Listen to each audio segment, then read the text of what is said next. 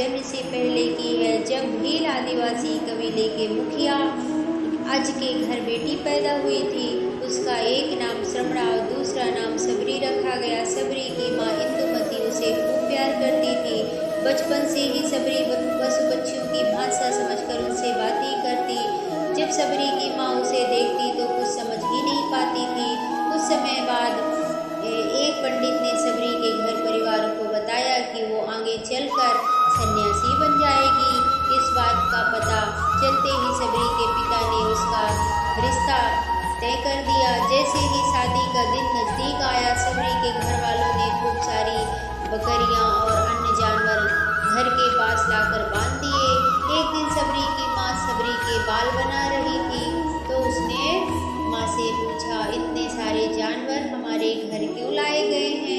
माँ ने जवाब दिया, बेटी तुम्हारा विवाह होने वाला है, इसलिए हम दोनों ने तुम्हारे विवाह में बलि के लिए इतने सारे जानवर लाए हैं। तुम्हारी शादी के दिन ही बलि प्रथा होगी और फिर इनमें से स्वादिष्ट भोजन बनाकर सबको परोसा जाएगा। यह सब सुनकर सबरी दुखी हो गई। काफी देर तक सबरी ने उन जानवरों को आजाद करने के बारे में सोचा। सोचते सोचते सबरी के मन में हुआ कि अगर यह जानकर यहाँ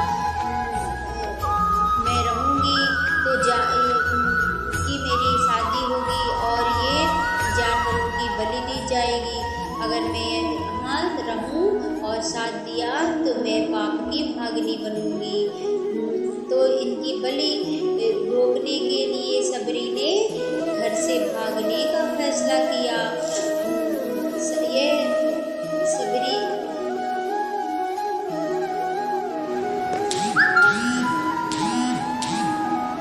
सोचते ही सबरी के मन में हुआ कि अगर ये जानवर यहाँ नहीं होंगे तो इनकी बलि रुक सकती है। ऐसा नहीं हुआ तो मेरे घर से कहीं चले जाने पर ही ये बलि रुकेगी। जब मैं भी नहीं रहूँगी तब ना विवाह होगा और ना ही बलि प्रथा, इसमें मासूम जानवर बच जाएंगे। इसी सोच के 7 जानवरों को रखी गई जगह पर सबरी पहुँची। उसने सोचा कि उन्हें खोल देती हूँ, लेकिन वो ऐसा नहीं कर पाई।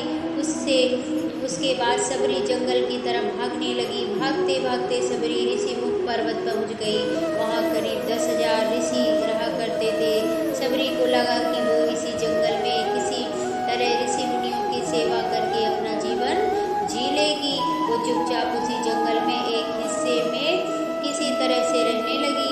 सबरी रोजाना ऋषि मुनियों को झोपड़ी के आगे झाड़ू लगाती और हवन के लिए लकड़ियाँ मिलाकर रख देती थी।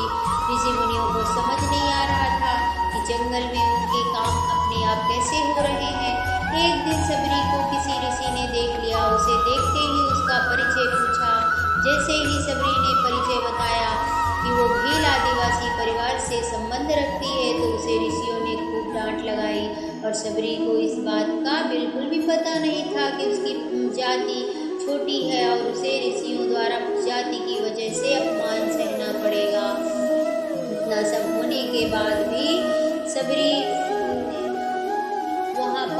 सबरी हर ऋषि मुनि के दरवाजे पहुँचती और उनके आंगन में झाड़ू लगाकर उनसे गुरु दीक्षा देने के लिए कहती। हर कोई सबरी को उसकी जाति की वजह से अपने आश्रम से भगा देता था। ऐसा होते होते काफी समय बीत गया। उसके बाद सबरी मतंग ऋषि की कुटिया में पहुंची। वहां पहुंचकर मतंग ऋषि को सबरी ने बताया कि वो उनसे गुरु दीक्षा लेना चाहते हैं। वहां पहुंचकर मतंग ऋषि को सबरी ने बताया कि वो उनसे गुरु दीक्षा लेना चाहती है। उन्होंने खुशी से अपने गुरुकुल में रहने दिया और भगवान से जुड़ा ज्ञान देते रहे। सबरी भी अपने गुरु मतंग ऋषि की सेवा करने में कोई कसर नहीं छोड़ी। वो गुरुकुल के भी सारे काम करती और सबरी के खुश होकर मतंग ऋषि ने उसे बेटी मान लिया। समय के साथ मतंग ऋषि का शरीर बूढ़ा होने लगा। उन्होंने एक दिन सबरी को अपने पास बुलाया और कहा, बेटी मैं अपना देह त्यागना चाहता हूँ। बहुत साल हो गए इस शरीर में रहते रहते। सबरी दुखी मन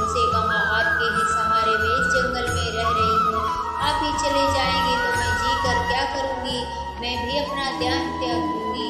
मतंग ऋषि ने जवाब दिया, बेटी तुम्हें चिंता करने की जरूरत नहीं है, राम तुम्हारी चिंता करेंगे और ध्यान भी रखेंगे। सबरी ने राम का नाम सुनने के बाद पूछा, वो कौन है और उन्हें मैं कैसे पहचानूंगी? मतंग ऋषि ने बताया, राम कोई और नहीं भगवान है, वो तुम्हें सारे अच्छे कर्मों का फल देंगे। तुम्हें उन्हें ढूंढने की कोई जरूरत नहीं है, वो एक दिन खुद तुम्हें खोजते खोजते इस कुटिया में आएंगे और उन्हें उनके हाथों से मोक्ष मिलेगा। तब तक तुम इसी आश्रम में रहो। इतना कहते ही मतंग ऋषि ने अपना शरीर त्याग दिया। सबरी के मन में मतंग ऋषि के जाने के बाद एक ही बात हुई कि भगवान राम स्वयं उससे मिलने आएंगे। वो रोजाना भगवान राम से मिलने के लिए बाग से अच्छे अच्छे फूल लाकर पूरा आश्रम सजाती, भगवान के लिए बेर तोड़कर लाती, भगवान के लिए सबरी उन्हें चख लेती थी ताकि भगवान को मीठे बेर ही दे। रोजाना सबरी इसी तरह भगवान के दर्शन की आस में फूल और बेर इकट्ठा करती रहती। इसी तरह इंतजार में कई साल बीत गए। सबरी का शरीर एकदम वृद्ध हो गया। एक दिन आश्रम के पास ही तालाब के सबरी पानी लेने गई। तभी पास ही के एक ऋषि ने उसे अछूत कहते हुए वहां से भागने के लिए कहा और एक पत्थर मार दिया। वो पत्थर जब सबरी को लगा तो उसे चोट लगी और खून बहने लगा। बहते हुए खून की एक बूंद उसी तालाब पानी में गिर गई। तभी पूरा पानी खून में बदल गया। ये सब होता देखकर ऋषि सबरी को ही डांटा और कहा, पापिन तुम्हारी वजह से ही पूरा पानी खराब हो गया है। रोज ऋषि उस पानी को साफ करने के लिए अपनी कई तरह की विद्याओं का इस्तेमाल करते, कई सारे जतन करते।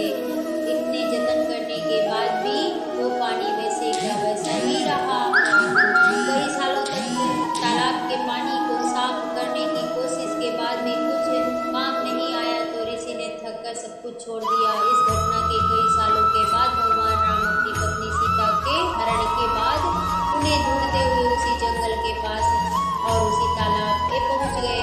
ऋषि मुनियों ने उन्हें पहचान लिया। भगवान को वहां देखकर ऋषि ने तालाब का पानी साफ करने के लिए भगवान के पैर उसमें डाल के धोए। कहा, लेकिन पानी जैसे का तैसा रहा। ऋषि मुनियों ने भगवान से कई अन्य जतन करवाए लेकिन वो पानी जैसा तस रहा, खून जैसा ही रहा। तब भगवान ने ऋषियों से पानी के रक्त में बदलने की कहानी पूछी। तब ऋषि ने सबरी के पत्थर मारने वाली सारी बात बता दी। उसके बाद कहा कि वो महिला अपवित्र जात की है, इसलिए यह पानी ऐसा हो गया। उसी वक्त भगवान राम ने कहा, यह सब आप लोगों के खराब वचनों से हुआ है। सबरी को इस तरह के शब्द बोलकर आप लोगों ने उसे नहीं बल्कि मेरे दिल को घायल किया। इसी तरह घायल दिल के रक्त का प्रतीक यह तालाब है, लाल पानी है। आगे भगवान राम बोले, कहा, वो माई है, उससे मिलना चाहता हूँ। जब तक सबरी उसी तालाब के पास पहुँच जाती है, इस दौरान सबरी के पैर को ठोकर लगती है और कुछ दूर उस तालाब में गिर जाती है। तभी सारा पानी साफ हो जाता है। भगवान उसे कहते हैं, देखिए आप लोगों ने क्या कुछ नहीं किया लेकिन पानी साफ नहीं हुआ। अभी सिर्फ इनके पैर की थोड़ी सी धूल ने ही तालाब का पानी साफ कर दिया। भगवान राम ने सबरी को पहचान लिया। उन्हें प्रणाम करके सबरी ने कहा, भगवान आप मेरे साथ कुटिया में चलिए। भगवान भी खुशी खुशी सबरी के साथ चल पड़े। फूलों से सबरी ने भगवान राम का स्वागत किया। वो सीधे बेर तोड़ने के लिए भाग गई और चख कर उनके लिए बेर ले आई। उन्होंने बड़े ही प्यार से भगवान राम और उनके भाई लक्ष्मण को बेर दिए। भगवान राम ने भी उतने ही प्यार से बेर को खाना शुरू किया। तभी बेर देखकर मुंह बनाते हुए लक्ष्मण ने कहा, भैया ये बेर झूठे हैं, इन्हें आप मत खाओ। भगवान ने जवाब दिया, लक्ष्मण ये झूठे नहीं बल्कि बहुत ही मीठे हैं। सबरी माई ने हम सबके लिए बहुत ही प्यार से तोड़कर लाई है। इतना कहकर भगवान राम प्यार से बेर को खाने लगे। भगवान ने जाते हुए सबरी माई से कहा, आप मुझसे जो चाहे मांग सकती हैं। सबरी ने उन्हें कहा, मतंग ऋषि के कहने पर आज तक सिर्फ आपके दर्शन के लिए जी रही थी। आप